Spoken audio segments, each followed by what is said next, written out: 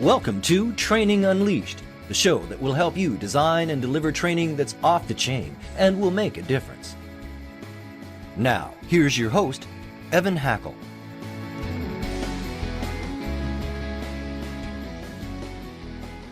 Hello, everyone, and welcome to what I think is going to be an amazing episode of Training Unleashed. Before we get started, I want to thank my sponsors, C-Suite TV and C-Suite Radio. Without them, I don't have a show and, of course, the audience. Today, I've got a great guest, and we're going to be talking about talent, and this is a hot topic, so I know you're all going to want to listen.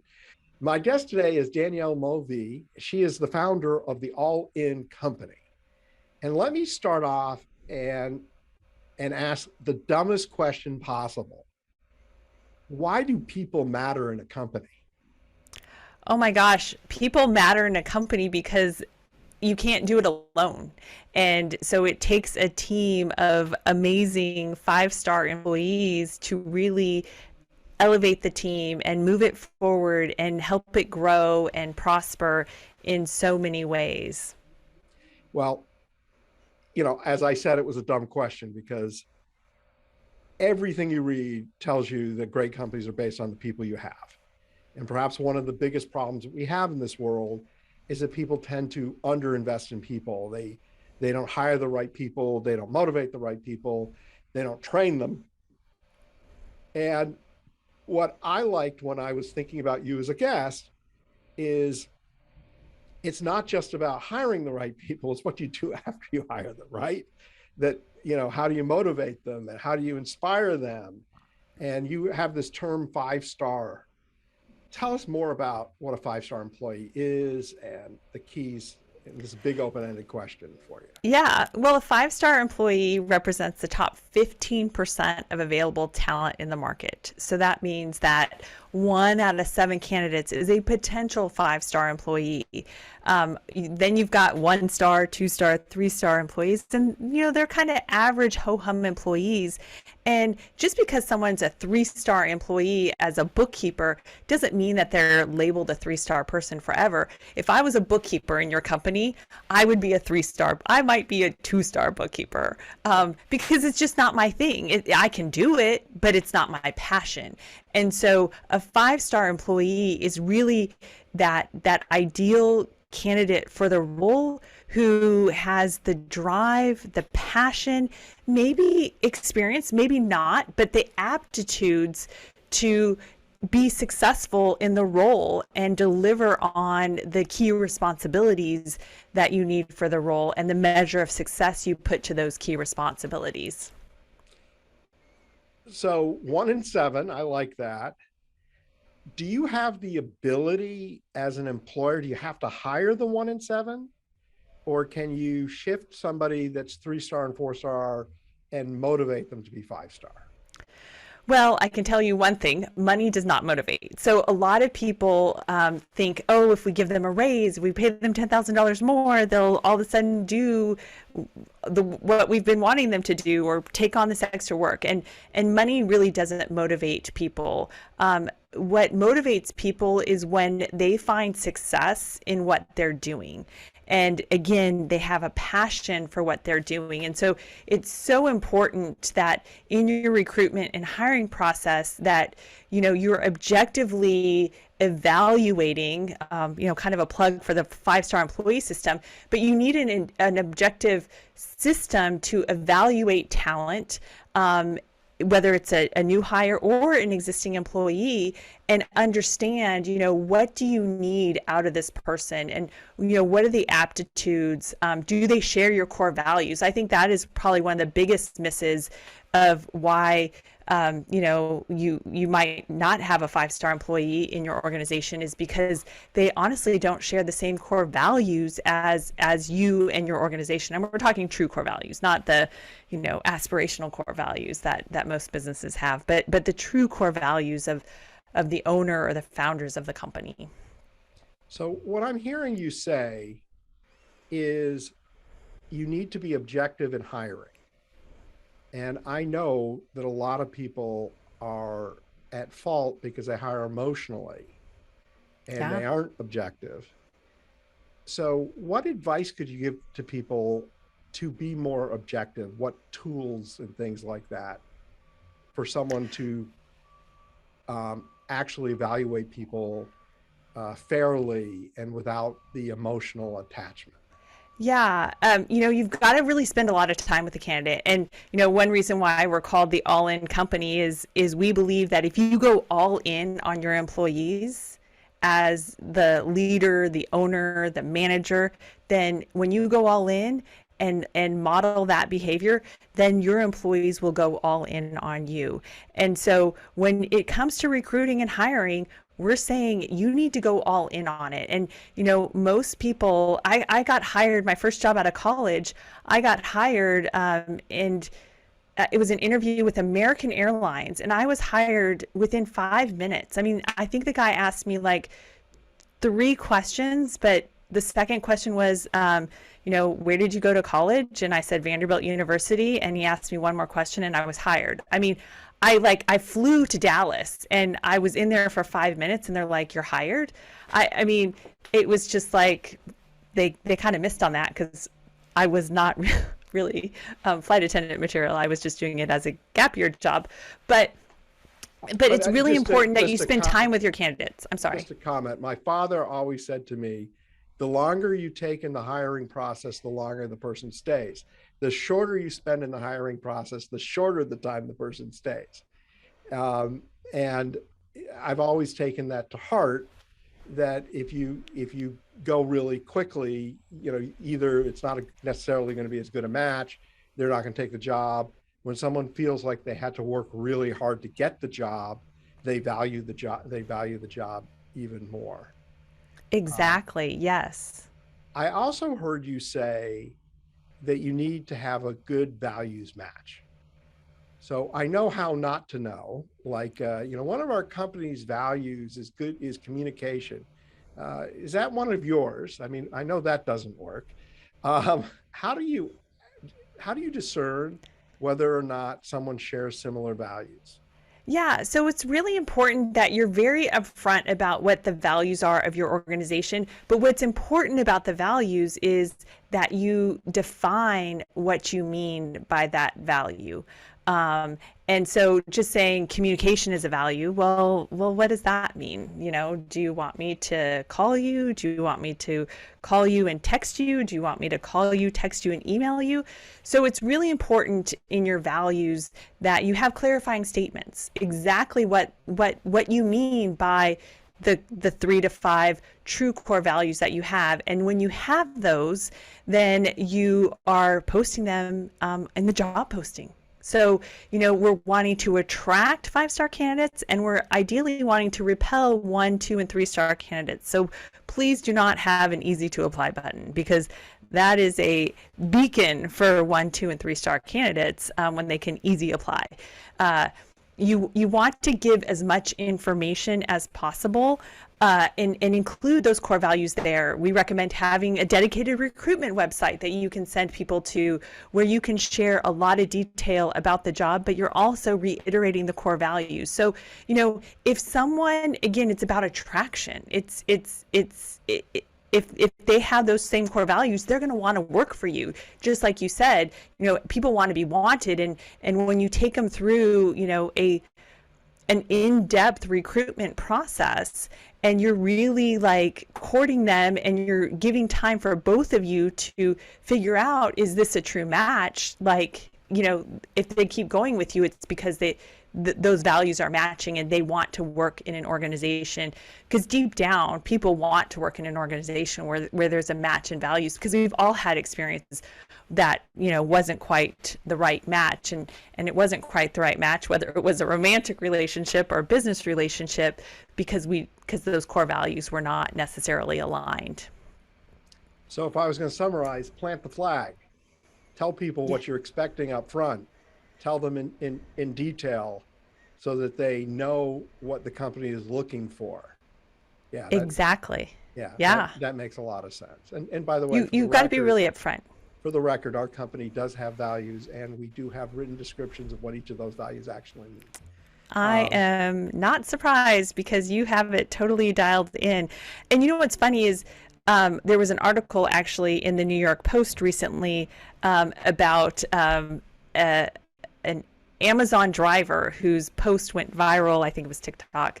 And it was like the things he wished he would have known in the hiring process that he didn't find out until after he became a delivery driver. And what's interesting is like, well, do you think Amazon's going to change their practices based off of this? And so it's so unfortunate when people feel like they've been hired for something, but it's been a bait and switch.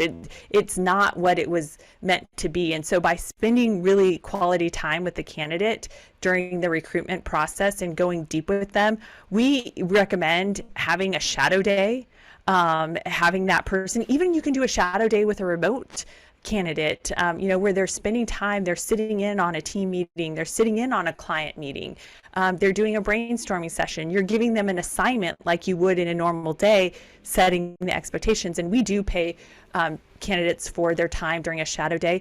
But then another key aspect is it doesn't matter if they can say it, it only matters if they do it. So we do lots of testing in our process. We have multiple points depending upon the role where we're giving assignments to the candidate and testing them on their skills and their abilities, but also like, how quickly do they turn it around? How quickly do they work?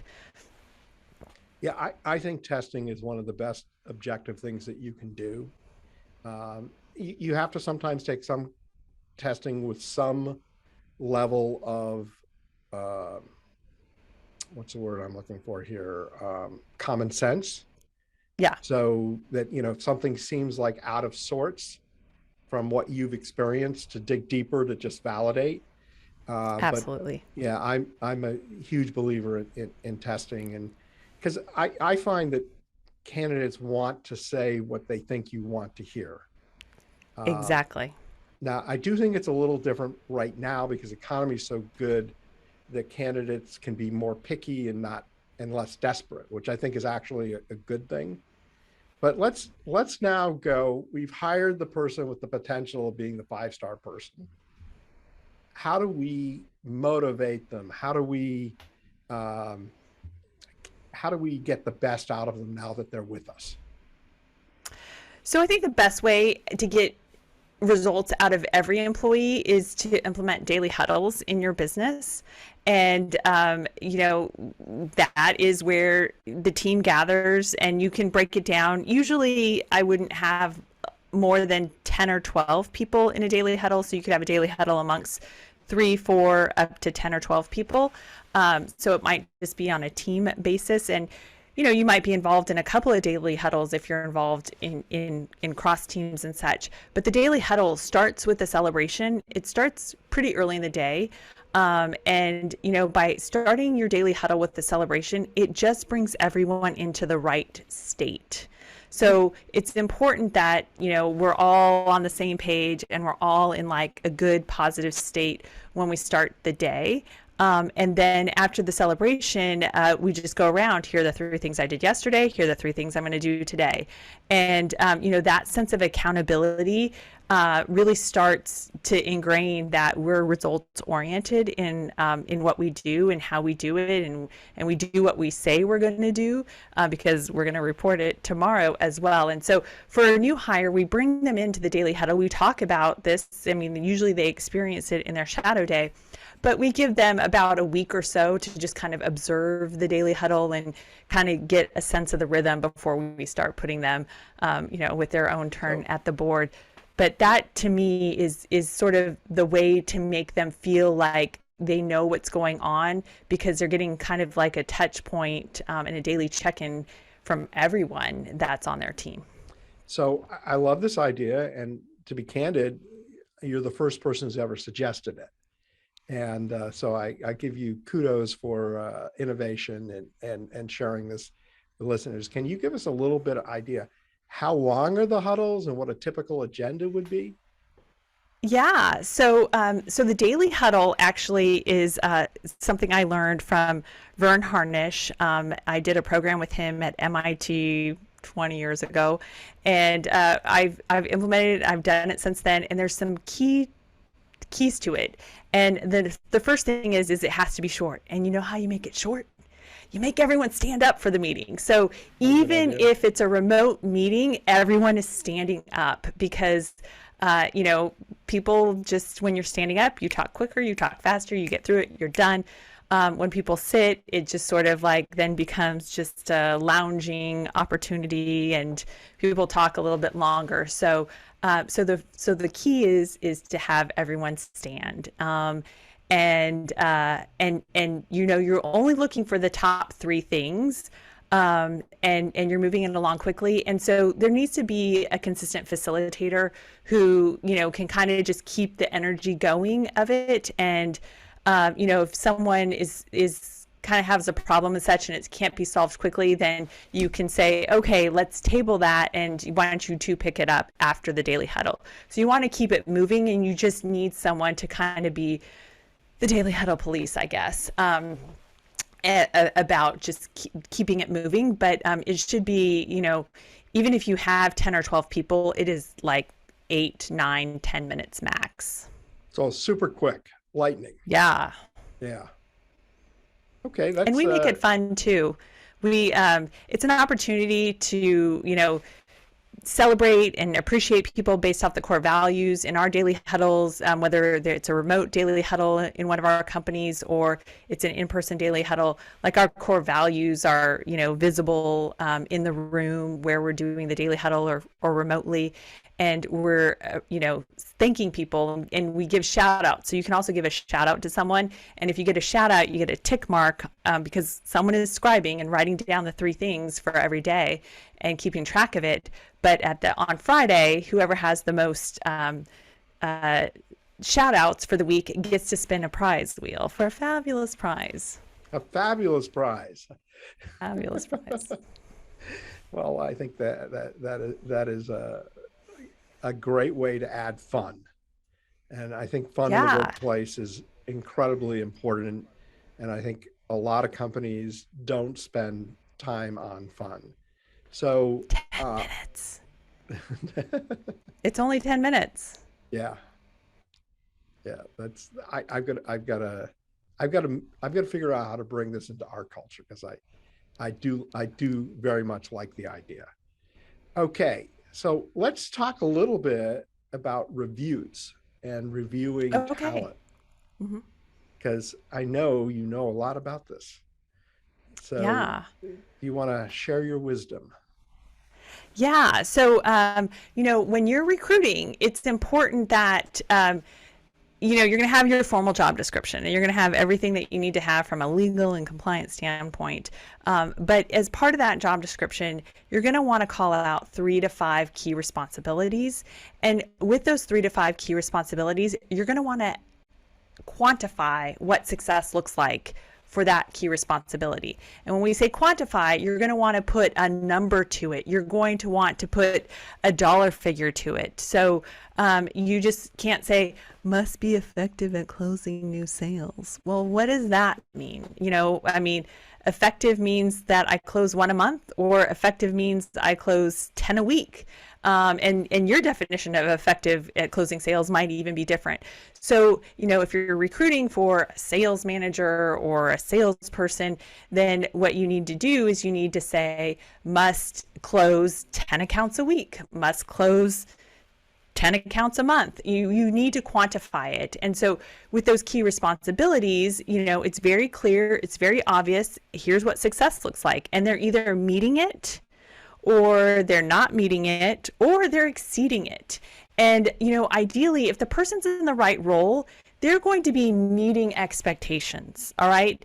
If they are exceeding expectations, they're in the wrong role, or they need to have those expectations lifted, because someone doing their job well is meeting expectations. They might have something that's below expectations, and that's something to work on, and that's something that you need to coach and you need to do extra training on. But it should only be like maybe 1 or 2 things, and it shouldn't be so far off that meeting expectations. And then there might be 1 or 2 items where they're exceeding expectations. But that's basis of the review, is having those metrics, having that success defined, and then doing your review based off of that. So my husband and I, we have several businesses. We have a construction materials supply business. We have a business that processes long-term care claims. We do over $50 million in annual revenue across all of our businesses. And so we've got different expectations for each business, but in the claims processing business, we're measuring those employees on how many claims they're processing a day, and what their financial accuracy is on those claims, and what their procedural accuracy is on those claims. And they are getting a report every month of those metrics, but they can track it to a certain degree. But those expectations, they are in the job posting, so we are upfront from the very beginning about what success looks like in the role. And it means that you're hitting 98% financial accuracy, 95% procedural accuracy, and you're processing 43 claims a day. No surprise. So I'm hearing a theme. And the theme I'm hearing is that you want accountability with real numbers and not emotion. So that when you're talking to somebody, I'll use the term KPI. And the fact, Vern Harnish indicates to me that you are a numbers person, and for people listening that don't know, he's a really brilliant person. And he, I think, wrote the Rockefeller Files, and then he wrote Scale Up. Scaling Up. And really the father EOS and all that stuff. And, a brilliant guy. I don't personally know him. I know of him. I've heard him speak. So, but, taking the emotion out and looking at facts, so that when you're reviewing somebody, it's not my opinion. This is what's happening. And, it's either, working or not working. And if it's not working, let's talk about it. If it's working, let's celebrate it. I mean, this is what I'm hearing from you. So yeah, it's being objective, being very objective versus subjective. So I'm sure you've heard of the term generations in the workplace, and how every generation is a little different. Mm-hmm. I want to ask you about Gen Z. Now, A person who's in Gen Z, just for the reference of our audience, is somebody that's probably 22, 23 and younger. And they are entering the marketplace, and they're very different. And I guess I'll ask you a more general question is, how do you view the different generations, in particular Gen Z, and what adjustments do you make, if any, based on generations? Yeah, so actually for our claims processing business, we are almost exclusively recruiting recent college graduates with an actuarial science or a math degree, because they come out of college, they don't know what to do right out of college. If they are going on that actuarial track, they're going to spend a year or two, maybe 3, passing those actuarial exams. So this is like a good job until they, get that actuarial exams passed. So, they definitely, one thing that they're looking for is a little bit more freedom.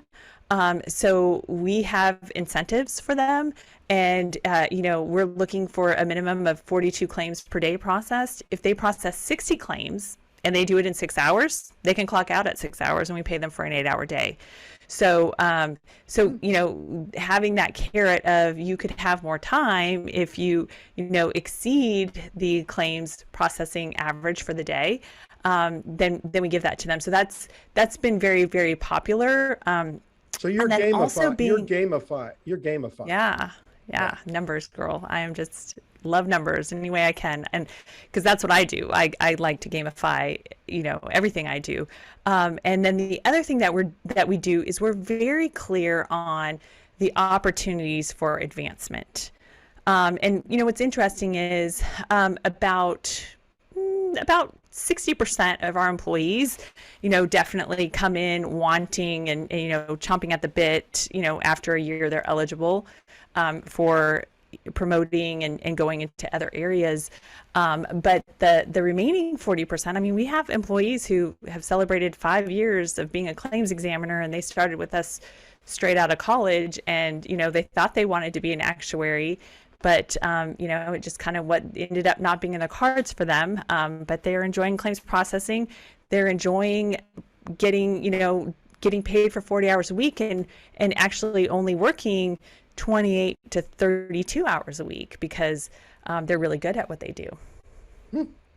So it's not a one size fits all. It's kind of just looking at, I think if you're it's either 60-40, it's 80-20, it's a third, but kind of trying to offer multiple things because it's not going to be one thing that makes everyone happy.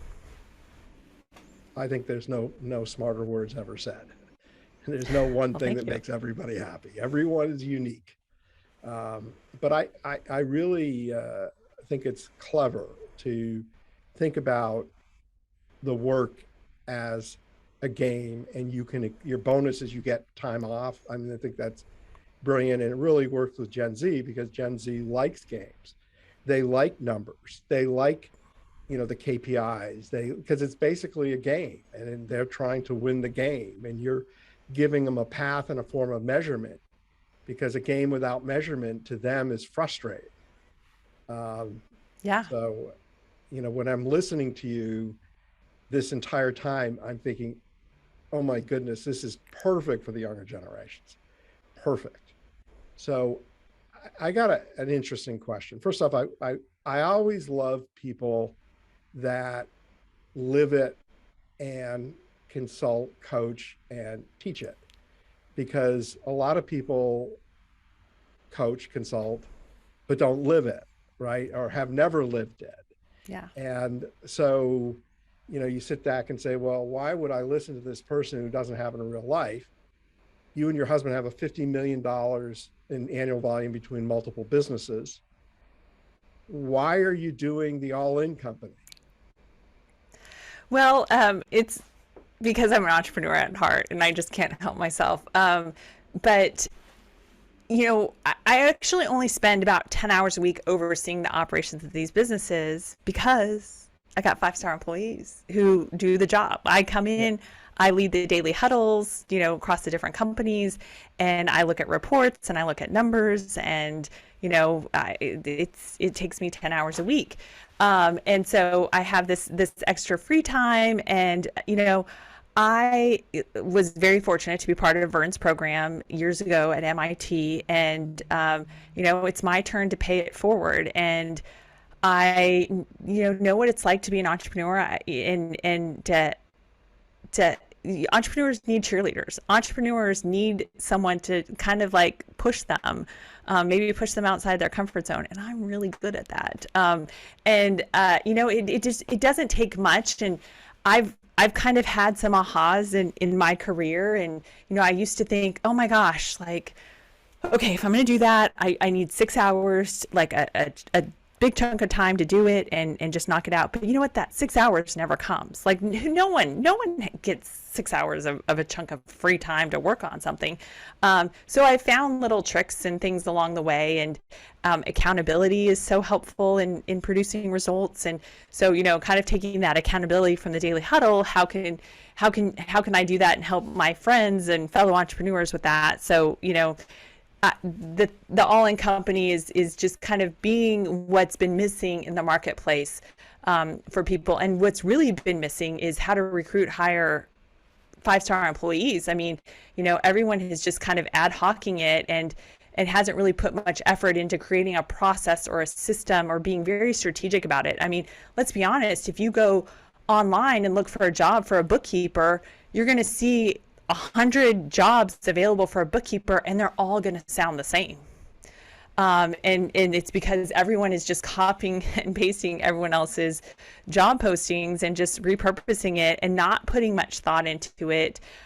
Just kind of bringing people on board and saying, here, go and do it, and not being specific about what success looks like in the role, and not going all in on the employee, and not putting a little effort and time into teeing that person up for success. Very, very well said. And, I admire and respect the fact that you're able to run businesses in 10 hours a week, because it says you really empower people. You're not micromanaging.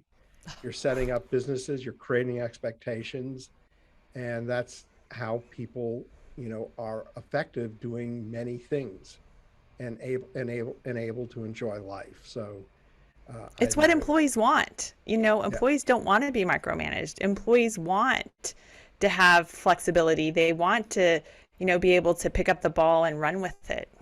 Yeah. And they want to know they're trusted and they don't have to go ask question after question after question, which drives me crazy when people keep asking me questions. I'm like, my job isn't to answer these questions. Your job is to answer these questions. So you're a very fascinating person. I have no doubt that people listening are curious about the All In Company and what you do and who are your customers and who are the people you serve. So, share with us. Let us know. What is Well, the All In Company? so the All In Company is a group that we pull together of entrepreneurs, and we start by teaching entrepreneurs and actually larger businesses with an HR department, and teaching hiring managers, so there's some consistency across the organization, on how to recruit, hire, and retain five-star employees. And it starts with, we do offer an accelerator program a few times a year, and it's a 1-week program where we teach you the five-star employee rating system. And what's cool about it is when you go through the five-star employee rating system, you're actually going through it and using it to assess your existing employees or talent. So you're proving it to yourself, and then by using it there, you can then use it going forward to use it to assess potential candidates that would be new hires to your organization. And then we offer deeper dives and sort of masterminding and collaboration groups on recruitment, onboarding, and retention strategies. But it's just a community for big nerds who like numbers and and want to talk about recruiting and hiring and leveling up their talent. Well, that sounds really cool. So can you just tell us a little bit more about your type of client? What size businesses? Are you working with Fortune 500? Are you working with smaller businesses? Who are your ideal clients?